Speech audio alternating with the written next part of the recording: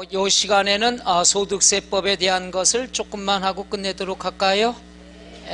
그럼 여러분이 갖고 있는 교재 259쪽 됐습니까? 259쪽부터 나와 있는 것 하나씩 볼게요. 먼저 간단하게 소득세가 뭐냐 총설부터 들어가야 됩니다. 우리가 소득세를 알아야지 이 중에 일부가 양도소득세가 되는 거죠. 그러니까 소득세법이란 이런 틀이 있으면 이 중에 극히 일부분이 양도소득세가 되니까 소득세법의 특징은 양도소득세 특징과 똑같습니다. 출발할게요. 국세면서 뭐가 된다? 인세가 된다. 인세기 때문에 납세지는 어디가 되는 거다? 주소지가 된다. 요건 나중에 하죠. 자, 그 다음에 소득세는 반드시 개인별 과세, 개인 단위 과세가 되더라. 즉 아무리 맞벌이라 하더라도 합산할 수 있다 없다? 없다. 종부세는 세대별 합산이 있습니다마는 소득세는 개인별 과세가 된다. 맞벌이를 했으면 따로따로 세금을 내야 된다는 얘기죠. 그 다음에 소득세다 그랬으면은 우리가 반드시 신고납부를 해야 됩니다. 뭘 해야 되죠? 신고납부. 안 하면 뭐가 부과되죠? 가산세라는 게 이따가 나오겠죠. 신고납부 안 하면은 가산세가 붙는다. 오래간만에 또 한번 해볼까요? 나 징그러 죽겠어. 다음 시간에 또 할 거지만 가산세 신고를 해야 되는데 안 했다. 그럼 벌칙이 매겨져요. 가산세 날라옵니다. 에? 알았어요. 고지서 똑같이 그러고 있어요. NG 다시 신고 안 하면 고지서가 날라와요. 고지서에 보면은 가산세가 인쇄돼서 옵니다. 너 신고 안 했으니까 벌칙 이만큼 내라. 가산세는 첫째 무신고, 신고 안 했다. 몇 프로? 20%. 또 다 이거 언제나 돼야 되나? 그 다음에 사기는 몇 프로? 과소신고하면? 그 다음에 사기는? 나쁜 하루에 얼마씩 붙어요? 처음에 던질 때만 버벅대시고 그 다음에 좀 생각나나 봐요. 다음 시간에 이어서 또 할 거예요. 가산세 또 나옵니다. 자, 그 다음에 우리가 뭐가 있느냐? 이 소득세다 그랬으면은 우리가 과세기간이 있어요. 뭐가 있어요? 과세기간. 과세기간은 원칙이 있습니다. 1월 1일부터 12월 말일. 항상 1월부터 12월까지가 과세기간이 되죠. 과세기간은 임의대로 변경할 수 있다 없다? 없다. 1년을 초과할 수 있다 없다? 없다. 그래서 요 1년을 뭐라고 얘기하느냐? 영년이라고 그러죠. 해보자. 영년. 영년은 과거의 1년이 아니라 달력상의 1년. 세법은 기간 계산할 때 달력을 기준으로 합니다. 영년, 달력상의 1년 1월부터 12월. 그 다음에 예외. 예외는 뭐냐? 이건 인세입니다. 사람에 대한 세금이기 때문에 사업과는 전혀 관계가 없어요. 근데 시험에 꼭 뭐가 나오냐? 사업을 시작했다, 폐업했다, 이런 말이 나와요. 여러분 헷갈리라고. 소득세는 사람에 대한 세금이지 사업장이 있던 없던, 입원했던 퇴원했던 여행 갔던 의미가 없습니다. 그 사람이 살고 있으면 무조건 원칙이에요. 그럼 예외는 뭐냐? 그 사람이 없어졌을 때. 그 사람이 없어지면 항상 뭐가 있죠? 사망, 죽었을 때. 5월 5일 날 사망을 했다. 1월 1일부터 언제까지? 사망일까지. 5월 5일까지. 5월 6일부터는 없어지니까. 그 다음 뭐가 있느냐? 해외 이민 갔을 때. 요즘은 이제 이민이란 말 안 쓰고 해외 이주 이런 말을 쓰죠. 요거는 비행기 타고 배 타고 떠난 날부터 떠난 날까지. 따라서 1월 1일부터 언제까지? 출국일까지. 이렇게 정리하면 되죠.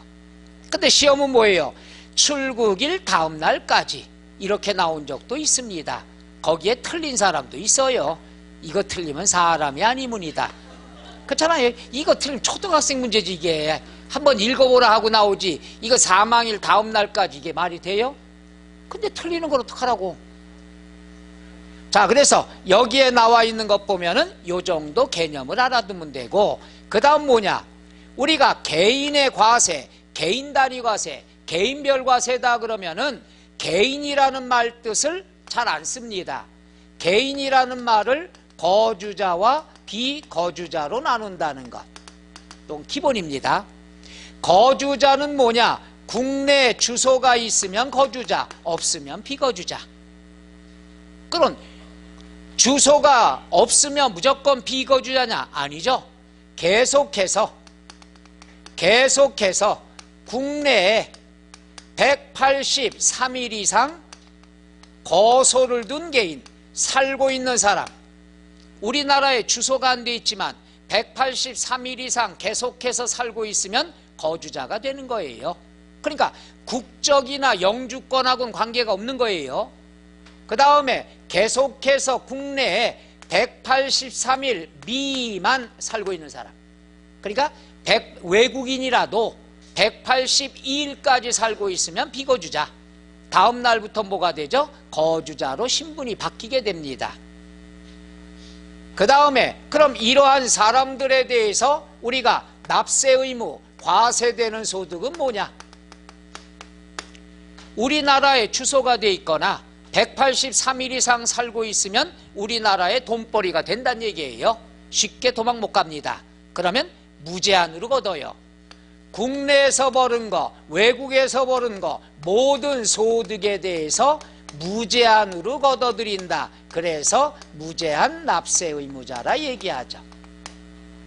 근데 비거주자는 주소가 없어요. 언제든지 도망갈 수 있어요. 따라서 니네 나라에서 번 건 신경 안 쓸게. 우리나라 땅덩어리에서, 땅덩어리 국내 원천 소득에 대해서만 제한적으로 납세 의무가 있다 이거죠. 바로 요 개념이 곧잘 나오죠. 국내외 모든 소득이냐, 국내 소득에 대해서만이냐, 이런 것들이 단골 메뉴입니다. 여러분은 어디에 해당하죠? 거주자죠. 주소가 돼 있으니까. 오케이? 그러면 이런 사람들은 어디다 세금을 내야 되느냐? 관할이 어디냐 이거죠. 거주자는 주소가 돼 있으니까 주소지 또는 뭐가 되죠? 거소지. 실무에서는요, 내가 선택하면 돼요. 내가 서울에 주소가 돼 있고 광주에 내가 지금 사업장이 있어서 머무르고 있다. 그럼 서울 안 가도 돼요. 여기에다 신청하면 됩니다. 더 실무를 얘기해 줄게요. 신고는요, 대한민국 아무 세무서나 갔다 해도 됩니다. 시험엔 그게 헷갈릴까봐 내가 안 해주는데, 실제로는 내가 서울에 주소가 돼 있고 사업장도 서울에 있는데 제주도에 한 달간 놀러 갔어요. 신고할 때가 됐어요. 서울 안 와도 돼요. 제주도 아무 세무서 들어가서 신고하면은 그 서류를 서울에 갖다 줍니다. 세무서끼리. 그러니까 아무 데나 해도 되는데 교육상은 이렇게 구별이 된다. 그 다음에 이제 때가 됐어. 공부상으로 하는 거예요. 미워서 그런 게 아니고, 이분이 태국에서 오셨어요. 딱 닮았어요. 태국. 하이. 태국에서 오셨는데 쌀국 표정이 어두웠죠. 나 이따가 어디 이쪽으로 못 나갈 것 같아. 태국인데 쌀국수 요리 솜씨가 좋아요. 그래서 여기 서강주에다가 쌀국수집을 차렸어요. 그러면 국내 사업장이 있죠. 사업장이 있으면은 어디가 되느냐? 가계 관할세무서에 내면 돼요. 그래서 국내 사업장이 있으면 사업장 소재지. 사업장이 되게 잘 돼. 서광주, 동광주 뭐 다 돼. 금남로 다 돼요. 그럴 일 없겠지만은 여러 개가 있다 그러면 그 중에서 주된 사업장이 있는 곳, 규모가 제일 큰데. 자, 여기서 일단 끝났고, 두 번째, 이분이 딱 보니까 태국이 아니야. 필리핀이야. 필리핀? 아프리카로 아까봐. 필리핀에 계신 분인데 요리 솜씨가 형편없어요. 국수집 못해. 그래갖고 어디 가느냐? 미안해요. 그 공단에 취업하셨어. 그럼 어디다 신고해야 되느냐? 월급 받는 곳. 월급 받는 곳 관할세무서에다 하면 되죠.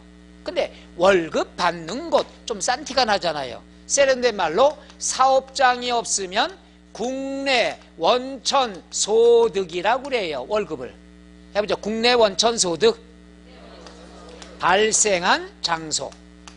그렇죠? 그러니까 공단이다 그러면 공단 관할 세무서가 있겠죠. 사업장이 있느냐 없느냐. 끝. 요건 기본입니다. 알아두셔야 되겠죠. 신분은 항상 과거에 나온 적 있어요. 거주자, 비거주자 신분은 바뀔 수 있다 없다? 있다가 되는 거예요. 그죠? 그럼 여기서도 우리 항상 얘기했잖아요. 해외 이주했다. 1월 1일부터 5월 5일까지 출국했다. 5월 5일 날. 5월 5일까지는 신분이 뭐가 되는 거죠? NG 다시 우리나라 사람 주소가 돼 있을 거 아니야. 그럼 뭐가 돼요? 거주자. 출국일 다음 날부터 뭐가 돼요? 그렇죠. 주소가 없어지니까. 이해 가요? 요것도 1월 1일부터 5월 5일 날 사망했다 이거야. 요때까지는 주소가 돼 있죠. 신분이 뭐가 돼요? 거주자죠. 다음 날부터 뭐가 돼요? 귀신이 되지 무슨 비거주자야. 미치겠어. 아 미치겠어. 아니 귀신 보고 비거주자라면 어떻게 해요? 그죠? 이 개그를 내가 몇 번 했는데도 또 걸려요. 지금 나 미치겠어. 신선해 항상. 귀신은 귀신. 얘도 182일까지는 비거주자였다가 183일이면 거주자로 신분이 바뀌죠. 과거 오래전에 나온 적이 있어요. 신분은 고정이 된다. 맞아요? 틀려요? 틀려요. 변하게 되는 거죠. 그 다음 단체. 단체 중에서 두 가지가 있어요. 법인으로 보는 단체. 그럼 당연히 법인이에요. 법인세 내야 되겠죠. 근데 법인으로 보지 않는 단체. 그러면 요거는 법인으로 보지 않으니까 뭘로 보는 거죠? 개인으로 봐서 소득세 낸다는 얘기죠. 이해 가세요? 단체는 두 가지예요. 답이 나오잖아. 법인으로 본다, 법인. 법인으로 보지 않는다, 개인. 이렇게 나누면 되겠죠. 오케이? 그 다음에 마지막 열거주의 과세입니다. 무슨 과세? 소득이라는 것은 모두 8가지로 나열합니다. 8가지로 나열해서 거기에 해당이 돼야지만 세금 내는 거예요. 그럼 아무리 돈을 지워도 되나요 이거? 여기다 할게요. 열거주의는 그럼 과세되는 소득을 일단 3가지로 나눕니다. 해보죠. 종퇴양. 종퇴양으로 구별합니다. 종은 종합소득, 퇴는 퇴직소득, 양은 양도소득. 그러니까 종합, 퇴직, 양도인데 퇴직소득은 퇴직금 받은 거, 양도소득은 부동산 파는 거, 종합소득은 종합선물 세트. 종합선물 세트에 6가지가 들어가 있어요. 그래서 6, 7, 8, 8가지로 나열을 한다는 얘기죠. 그럼 6가지가 뭐가 있느냐 그러면 이, 근, 배, 사, 기. 그렇죠. 오, 이건 외우셨네. 이근배라는 유명한 사기꾼이 있는데 잡혔대요. 잡혔는데 여자로 밝혀졌대요. 그래서 할 수 없이 이렇게 만들었어요. 이건 공부상 어쩔 수 없어요. 이게 처음엔 8가지였어요. 게다가 몇 년 뒤에 7가지 하나가 줄었어요. 그 다음에 또 줄었어요. 6가지로. 그러니까 만들다 보니까 이렇게 됐네. 해보자. 이근배 사기연. 남자예요? 여자예요? 어떻게 알았어요? 하지마. 지금 녹화하고 있어요. 안 돼. 이는 이자 소득. 이자 받았을 때. 그는 근로소득. 월급 받았을 때. 그 다음 배당소득, 사업소득, 기타소득, 연금 받으면 연금소득이 있죠. 그래서 6개, 7개, 8개. 옛날에는 이게 단골 메뉴로 나왔죠. 좀 이따 설명해 줄게요. 자, 그러면 이런 것들을 모두 어떻게 징수하느냐? 징수 방법이죠. 징수 방법은 첫째, 원칙이 있어요. 원칙은 이근배 사기연은 따로따로 세금 내지 말아라. 합쳐서 한 번에 종합소득세라는 이름으로 내라. 몇 월 달에? 5월 달에. 저번 달까지죠. 따라서 원칙은 합쳐서 과세하자. 종합과세. 5월 달에 신고하라는 얘기예요. 어떤 세금으로? 종합소득세로 5월 달 신고하죠. 근데 예외가 있어요. 합쳐서 해야 되지만 이 중에 일부는 돈 생길 때마다 내라. 5월 달에 신고하지 말아라. 5월 달에 하지 말고 돈 생길 때마다 걷자. 요걸 분리과세라고 그래요. 쓰레기 분리수거예요. 해보자. 분리과세. 어떤 경우냐 그러면 이자 소득 중에서 통장에 결산이자 찍혔죠. 얼마 찍혔어요? 이런 현상을 짠하다는 거예요. 예를 들어서 한 500원 찍혔다 이거예요. 500원 찍혔다 그랬으면은 예금액은 대략 얼마 나오죠? 500원이다 그랬으면은 한 1000만원 될래나? 1200, 300원만 되겠네요. 그걸 물어보려고 원금 얼마 있나 좀 물어보려고 그랬는데. 에? 네, 여기서 해야 돼. 그러니까 그 결산이자라고 찍힌 건 뭡니까? 세후이자라고 그래요. 그 이자 소득세를 뺀 나머지 이자란 얘기죠.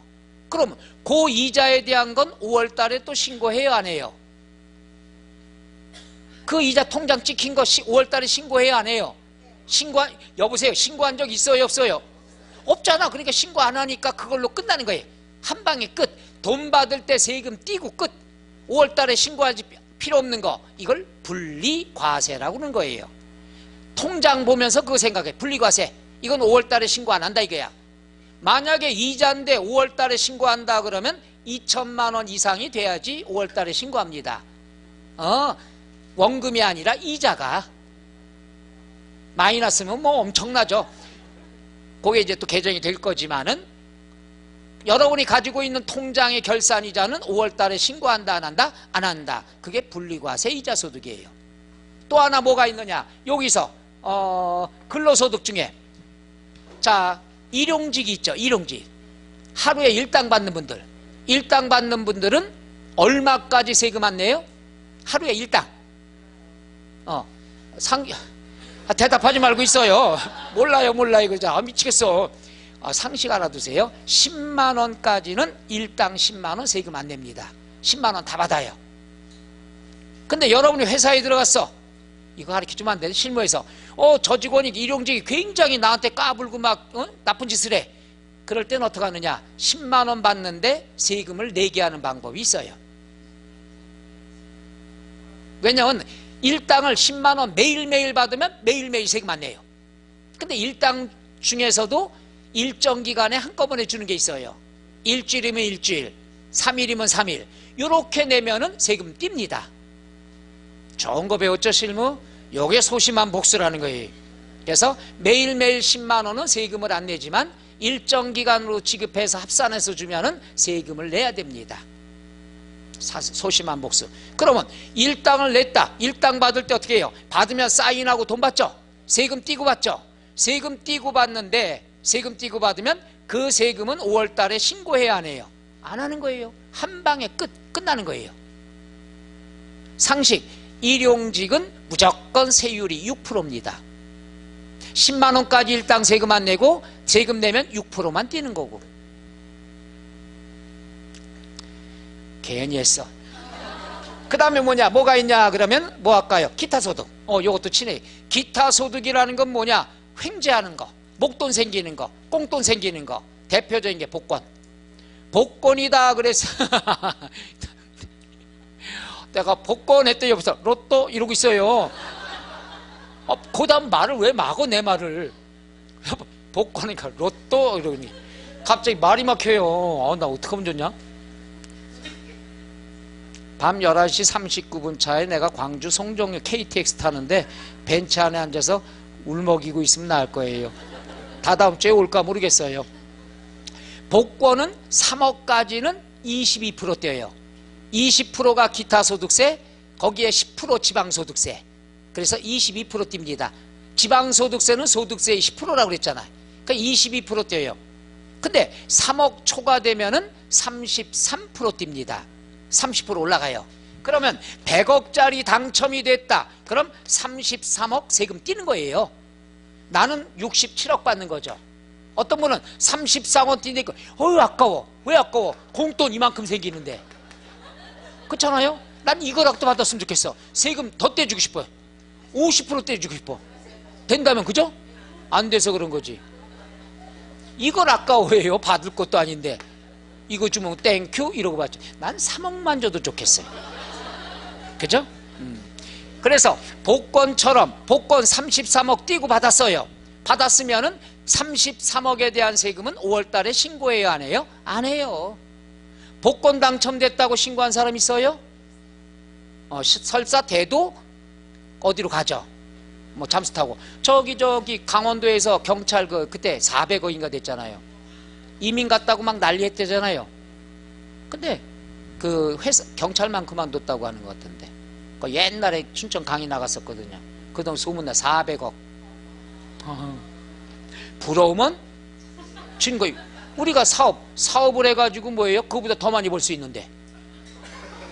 노. 합격한다면 요게 바로 무슨 과세가 돼요? 분리과세. 이금배 사기연은 합쳐서 5월달에 신고하는 게 원칙이지만 일부는 따로따로 끝나는 경우도 있구나. 한 방에 끝. 이게 분리과세예요. 그러면 우리가 여기 나와 있는 퇴직소득, 양도소득, 종합소득은 얘들만 종합소득에 더하고 그러는 거지 얘들은 애시당초 얘랑 관계가 있어요 없어요? 없어요. 얘들하고 관계가 없으니까 구분해서 과세한다. 뭐라고 그러죠? 분류과세라 얘기합니다. 해보죠. 분류과세. 그래서 과세 방법은 둘로 나눕니다. 이금배 사기연은 원칙은 뭐가 되죠? 종합과세. 예외로 분리과세도 있더라. 그러나 퇴직과 양도는 무조건 무슨 과세가 된다? 분류과세. 세 가지 방법이 있다는 얘기죠. 교재는 그게 조금 잘못 나왔을 거예요. 분리과세가 빠졌습니다. 세 개가 있어야 되겠죠.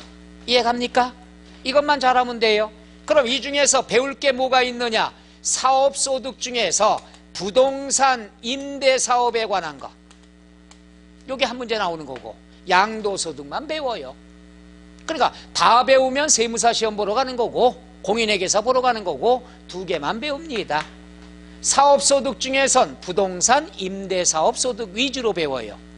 매매업 건설업도 배우는데 매매업 건설업은 간단하게만 배우면 되죠. 부동산을 사고 팔면 무슨 업이라고 그래요? 부동산 매매업이라고 그러죠. 과일을 사다 팔면 뭐라고 그래요? 과일을 사다 팔어. 에? 소매업? 그냥 과일 가게 이러면 되죠 뭐. 과일이 상품이란 얘기죠. 근데 부동산 매매업은 뭐예요? 부동산이 상품이란 얘기죠. 남의 부동산 사다가 파는 거. 그럼 뭐예요? 마지막 건설업. 건설업은 뭐냐 하면은 집 지어서 파는 사람. 집 지어서 파는 사람을 건설업이라고 그러죠. 건설업자 들어봤잖아요. 원룸 한 동 지어서 팔고 빌라 한 동 지어서 팔고 그런 사람들을 건설업자, 건설업이라고 그러고 사고 팔면 매매업이라고 그러고 빌려주면은 임대사업이 된다는 얘기죠. 그 중에 매매업 건설업은 지금 설명한 대로 그 말만 알면 되고 임대업에 대해서만 한 문제가 나온다는 얘기죠. 여기서 5개 나오는 거고. 자, 지금까지 설명한 게 259쪽부터 어디까지 해당이 됩니까? 쭉쭉쭉 넘어가서 263쪽까지 설명한 내용입니다. 빨리 넘어가서 이상해요? 요것만 알면 끝납니다. 지금 이제 5, 6월 달이 요약 강의이기 때문에 교재보다도 이렇게 줄여드리는 게 낫죠. 오케이? 그 다음 264쪽에 부동산 관련 사업소득이 나와 있습니다. 부동산 관련 사업소득. 자, 볼까요? 자, 거기에 보면은 부동산 관련 사업소득은 여기다 써드릴게. 우리가 금방 배웠잖아요. 부동산 관련 사업소득이다. 요거는 세 가지예요. 건설업. 건설업이 뭐라고 그랬죠? 내가 지어서 파는 거. 그 다음에 부동산 매매업. 그냥 매매업 하면은 과일 가게도 나올 수 있으니까 부동산 매매업. 이건 남의 거 사다 파는 거. 그 다음에 부동산 임대업. 옛날에 한번 과거의 추억의 문제를 해볼게요. 과거에는 여기에 사업소득 말고 부동산 임대소득이 따로 있었어요. 그래서 7개가 됐었어요. 이럴 때는 얘들이 중요했어요. 얘들이 중요했어요. 왜? 얘들은 그때 당시 사업소득이고 얘는 임대소득이라고 따로 있었어요. 그러니까 요걸 구별하는 게 시험 문제 단골 메뉴죠. 근데 얘가 사업으로 들어갔어요. 비교할 필요가 있어 없어? 그런 문제가 나올 수가 없다는 얘기죠. 그렇잖아요? 옛날엔 임대소득 따로 사업소득 따로 있었거든요. 그러니까 임대소득이냐 사업소득이냐 이거 물어보는 문제가 아주 항상 나왔죠. 근데 임대소득이 없어지고 임대사업소득이 들어갔으니까 얘들은 의미가 없어진 거예요. 뜻만 알면 되니까. 그러면 임대업에 대해서만 공부하시면 되죠.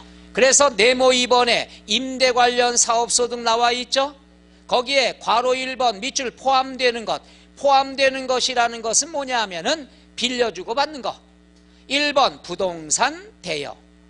부동산 빌려줬으면은 되는데 괄호가 포인트입니다. 등기 여부와 관계가 없어요. 등기된 걸 빌려줘도 임대사업, 그 다음 미등기 된 걸 빌려줘도 임대사업, 그 다음에 국내 걸 빌려줘도 임대사업, 외국의 걸 빌려줘도 뭐가 되죠? 임대사업. 그러니까 등기 여부와 관련이 없고 국내국에 관련이 없다는 얘기죠. 다 빌려주면은 과세가 된다. 2번 자기 소유의 부동산을 타인의 담보로 사용하게 하고 대가를 받았을 때, 요거죠. 요거 뭐냐면은 이분이 맥도날드 프랜차이즈를 하고 싶은데 맥도날드는 처음에다 물건을 외상으로 주기 때문에 보증금을 받습니다. 보증금을 돈으로 받든가 아니면 부동산으로 담보를 받을 때가 많죠. 프랜차이즈는. 그럴 때 이분이 하고 싶은데 돈도 없어요. 그 다음에 본인 명의의 재산도 없어요. 이럴 때 밉지만 내가 나타나 가지고 하고 싶어요. 해요. 내 상가 건물이 있으니까 담보로 제공해요. 멋있잖아요. 근데 꼭 뒤탈이 있어요. 한 달에 1억씩만 주세요. 이렇게 내 소유의 것을 딴 사람이 담보로 쓰게 하도록 제공해주고 대가를 받으면 부동산 임대사업으로 본다는 얘기죠. 되겠어요? 마지막 3번 부동산상의 권리를 대여하고. 부동산상의 권리는 밑에다가 꼭 써놔도 되죠. 부동산에 관한 권리 할 때 우리가 알아두세요. 부동산 그럼 누구 거? 내 거. 부동산에 관한 권리하면 누구 부동산? 내 거는 권리자가 들어갈 필요 없잖아요. 부동산 내 거. 부동산에 관한 권리는 남의 부동산인데 내가 권리 있다. 이 학원 건물이요. 여기 학원 건물 원장님 거예요? 아니죠. 근데 권리 있어요 없어요? 그게 바로 부동산에 관한 권리예요. 무슨 권리가 있어요? 빌렸잖아요. 빌리는 권리 두 개 있어요. 전세냐 월세냐. 미안합니다. 그럼 거기서 전세면 전세권이라 그러는 거고 월세면 뭐가 돼요? 임차권이라 얘기하는 거죠. 그러니까 거기 나와 있는 부동산의 권리 요거는 뭐가 돼요? 전세권, 임차권을 얘기하죠. 그러면 이걸 빌렸으면 전세권을 얻는데 3년 전세 얻어가지고 요걸 제3자에게 전전세 놓을 때 있죠. 또는 전세를 반전세로 놓을 때 있죠. 이럴 때도 중간에 쓴 사람은 무슨 소득으로 봐요? 임대사업소득이 되는 거죠. 여기 원장님이 사용하고 있으니까 권리만 있는 거죠. 원장님이 요걸 다른 사람한테 빌려줬다. 그리고 한 달에 얼마씩 받는다. 그럼 여기 원장님은 임대사업소득도 계산을 해야 된다는 얘기죠. 그런데 중요한 건 괄호 2번 제외되는 게 있어요. 부동산에 관한 권리 중에서 밑줄 지역권, 지상권. 요 지역권, 지상권은요 개정이 됐습니다. 개정이 돼서 됐어요. 안 했으면 좋겠어. 요게 2019년도부터 시행돼요. 개정된 게. 그러니까 올해까지는 지역, 요건 둘로 나누거든요. 기타 소득으로 들어갈 때가 있고 사업소득 잡을 때 있고 늘어났어요. 그렇지만 2019년도부터니까 올해 시험 볼 때까지는 지역권, 지상권 대여는 임대사업소득이 아니라 뭐가 된다? 기타 소득이다. 이렇게 공부하세요. 개정됐지만 19년부터 시행하는 거니까 우리에게 내년 있다 없다? 있을 수도 있겠죠. 자, 그래서 만약에 내년에 하시는 분들은 거기다 별 표시하고 개정 이렇게 써놔야 되겠죠. 세법은요 항상 개정이 많이 일어나니까 관심사가 많으니까 지루할 틈이 없어요. 그래서 박사과정으로 공부하시는 분들도 매년 세법 신기해요. 매년 바뀌니까. 여기서 박사과정이라는 건 4년제 대학 졸업하고 2년 석사과정 끝나고 그 다음에 받는 거니까 공부를 최하 8년 이상 하신 분들 박사과정이다. 유머하는 건데 정세구라고 쳐다보니 내가 얘기를 못하겠어. 2번 사업소득금액 계산할 때 괄호 1번에 밑줄 총수익금액 계산 이렇게 나와 있습니다. 자, 총수익금액 계산이다 그랬으면은 여기다 한번 해볼게요. 요거예요. 원래 사업소득이다 그러면 요겁니다. 총수익금액 빼기 필요경비 그러면 사업소득 금액이 나와요.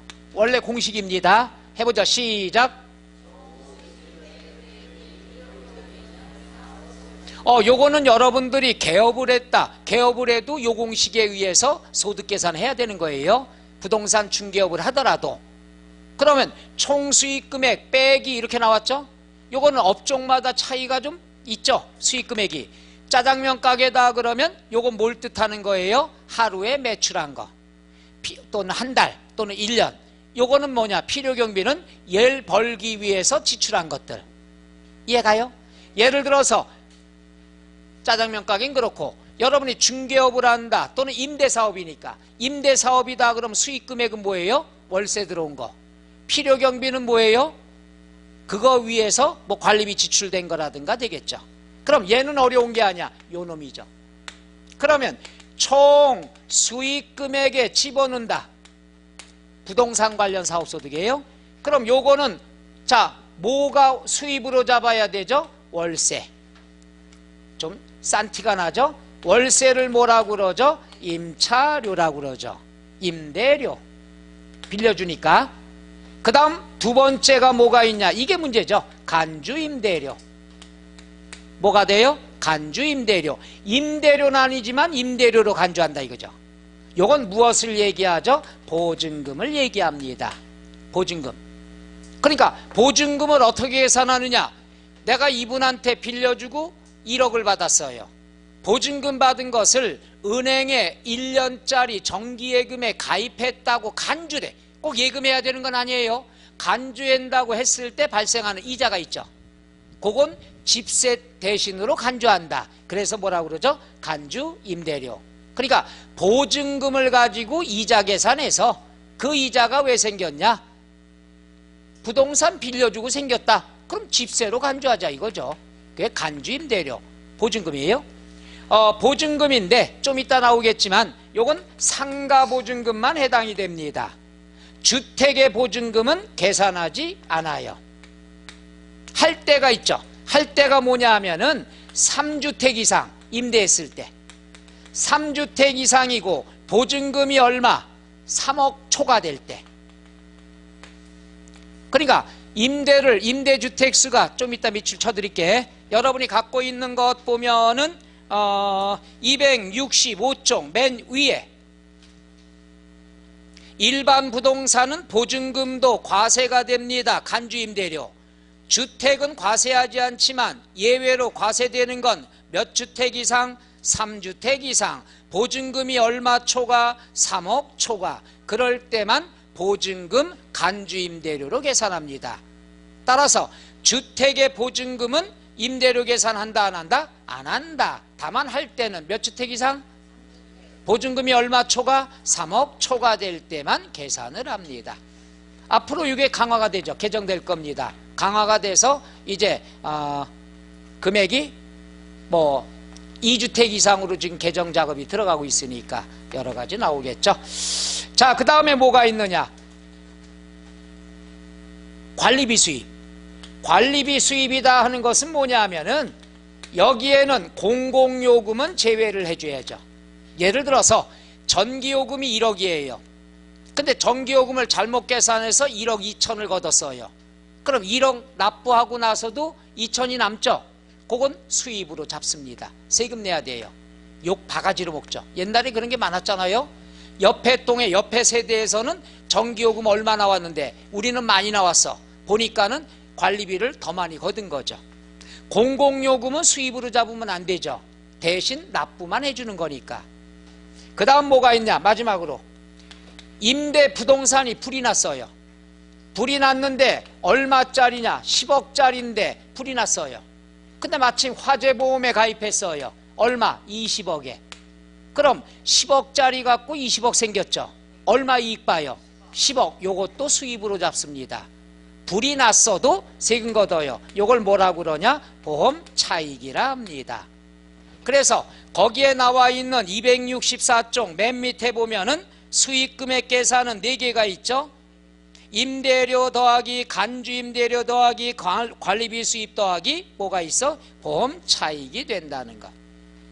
나머진 공부하실 필요 없습니다. 266쪽 3번 밑줄 수입 시기.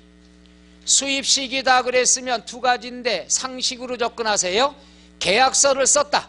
그럼 계약서에 월세는 몇 월 며칠에 주기로 한다. 매월 며칠이다. 정해졌죠? 그럼 언제가 집세 받은 날이 되냐? 정해진 날. 자, 근데 이분이 우리 저기 외가 쪽에 할머니 되셔요. 이분이. 근데 너무 어려워요. 그래서 내가 가지고 있는 걸 하나 빌려드렸어요. 쓰시라고. 그러니 이분이 어떻게 할머니가 계약서 써야지요. 그래서 아예 우리끼리인데 뭘 계약서 써요. 그럼 월세 돈 낸 날 주세요. 계약서 안 썼어요.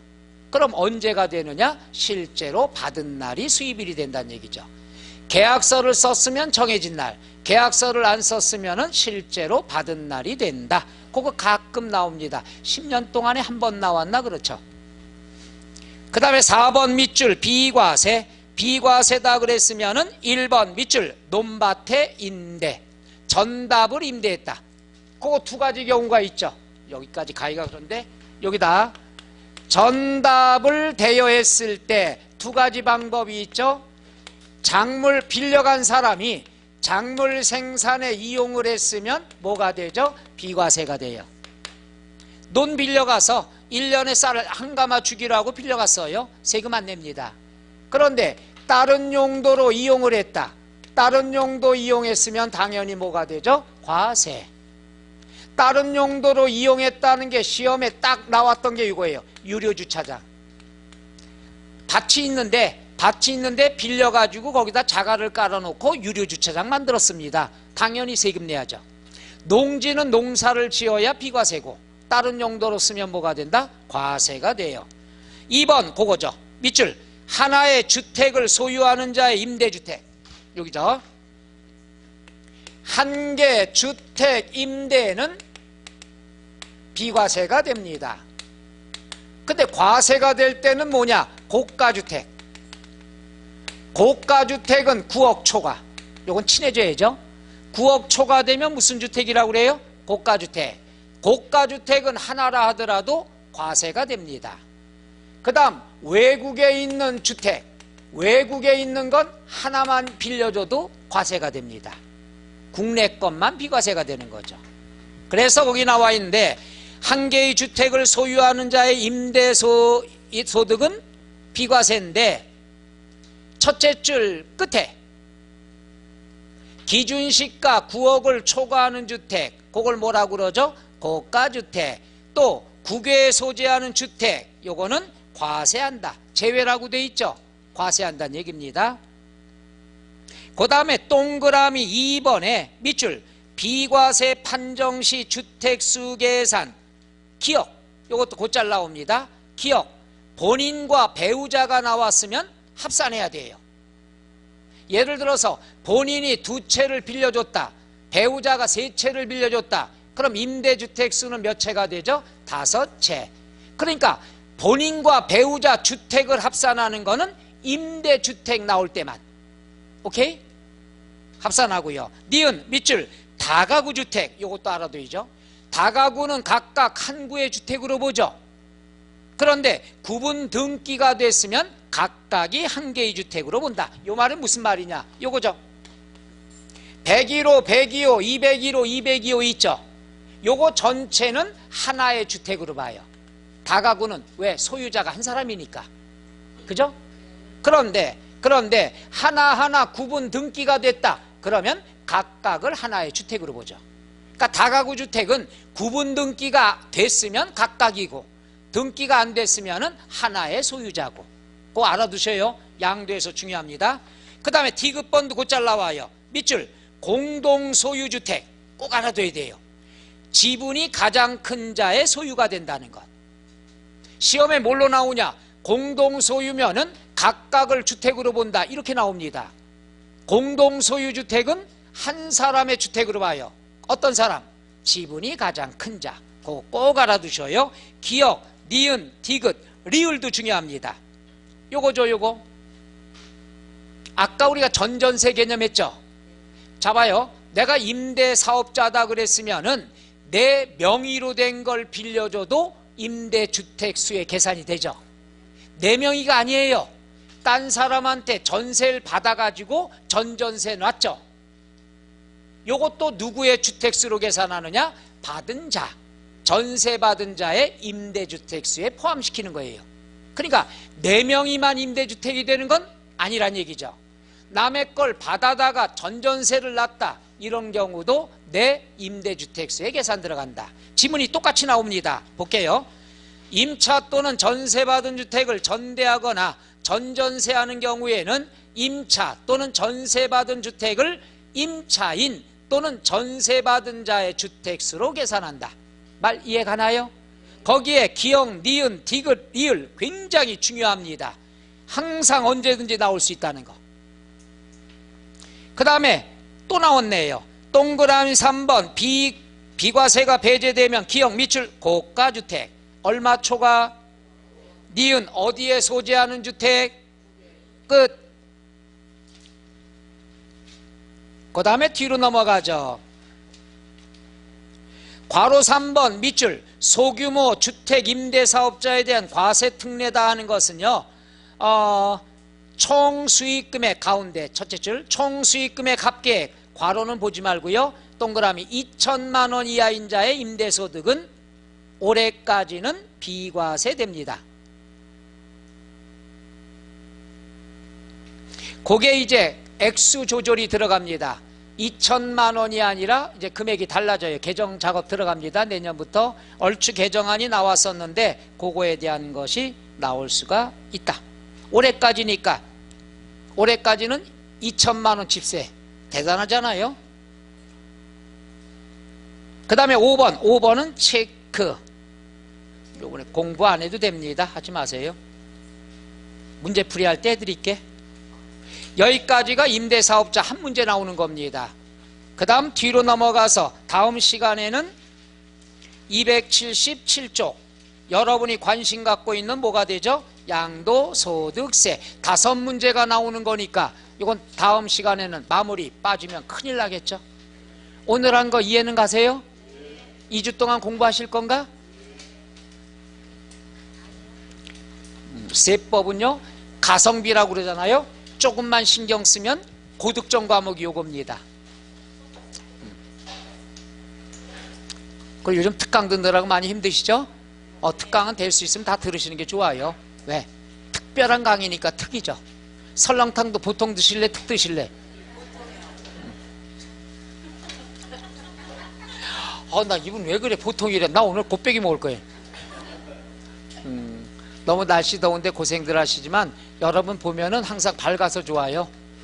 그리고 이제 동영상 강의 보지 마시고 나와서 하루 저랑 같이 힘들더라도 현장 강의가 좀 나니까 그죠?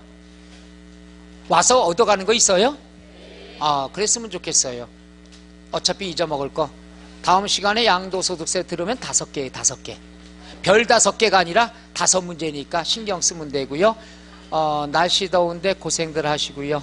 좋은 일만 있을 거예요. 여기까지 할까요? 예, 수고하셨습니다.